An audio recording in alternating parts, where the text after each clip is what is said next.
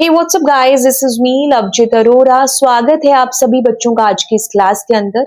मैं एक्चुअली इस क्लास को शूट कर चुकी थी, फिर पता चला यार ये माइक की बैटरी डेड हो गई और आवाज ही नहीं आई। हाँ चलिए तो स्टार्ट करते हैं दोबारा से।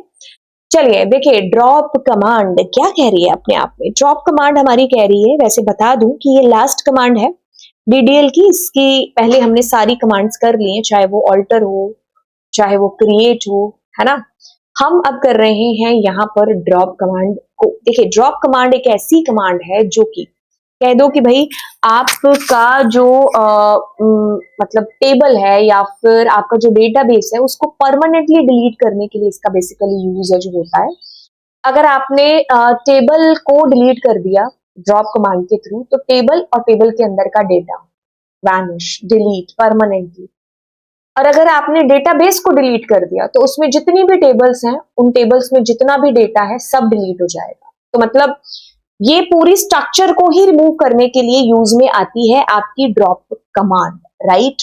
तो परमानेंटली डिलीशन इसका मेन फीचर है। तो क्योंकि स्ट्रक्चर पर काम करती है डीडीएल की सारी कमांड्स, तो ये स्ट्रक्चर को जो चीजें क्रिएट के थ्रू करी है ना वो सब हिला देगी। कौन? हमारी ड्रॉप कमांड।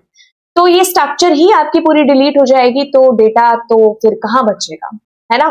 देखो अब क्या है कि रोल बैक नहीं हो सकता, तो आप जब भी इसको यूज करो तो केयरफुली करो। तो जब भी आप बड़ी बड़ी कंपनीज की बात करते हो जहां पर इस तरीके से एसक्यूएल जो है लैंग्वेज यूज हो रही होती है, तो वहां पर इसकी जो अथॉरिटी होती है ना वो कुछ ही जनों के पास होती है, या कह लो कि मेन जो होते हैं ना डेटाबेस एडमिनिस्ट्रेटर, है ना, जो मेन होता है, तो उसी के पास इसकी अथॉरिटी है इस कमांड को चलाने की। क्योंकि पता है ना बाद में अंडन नहीं हो सकती चीजें।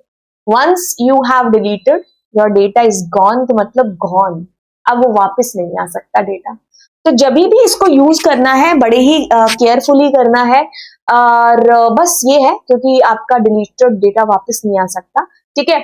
It should be used very carefully. Dropping a database remove all the tables, क्योंकि अगर आप डेटाबेस डिलीट करते हो तो उसके अंदर की सारी टेबल डिलीट होंगी। सारी टेबल डिलीट होंगी तो यानी कि सारा डेटा भी डिलीट होगा। तो मतलब सारी चीजें एक दूसरे से इंटर रिलेट है।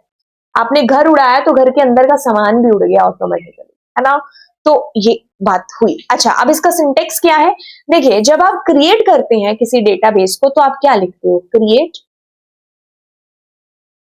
डेटाबेस एंड डेटाबेस का नाम, ये करते हो। अब डिलीट के लिए आपको कुछ नहीं करना, आपको क्रिएट की जगह ड्रॉप डेटाबेस, डेटाबेस का नाम आपको ये लिखना।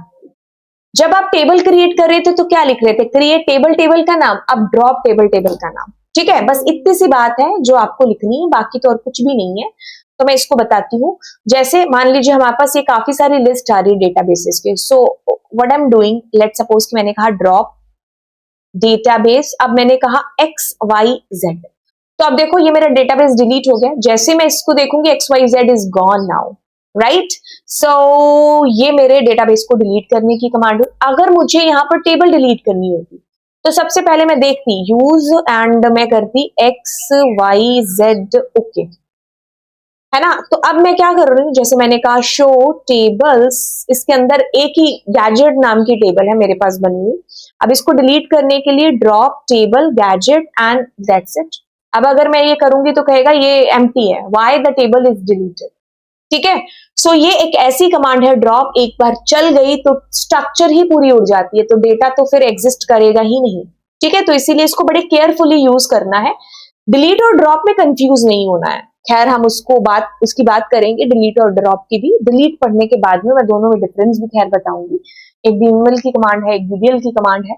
तो बेसिक स्ट्रक्चर है ड्रॉप टेबल, टेबल का नाम, ड्रॉप डेटाबेस, डेटाबेस का नाम, दैट्स इट, ठीक है। इतनी सी चीज। अब अगली क्लास में मैं आपको डीएमएल की कमांड्स और इंसर्शन से आपको चीजें स्टार्ट कराने वाली हूँ। Bye bye all, do subscribe the channel guys. दोस्तों के साथ चैनल शेयर करिए। Bye bye all.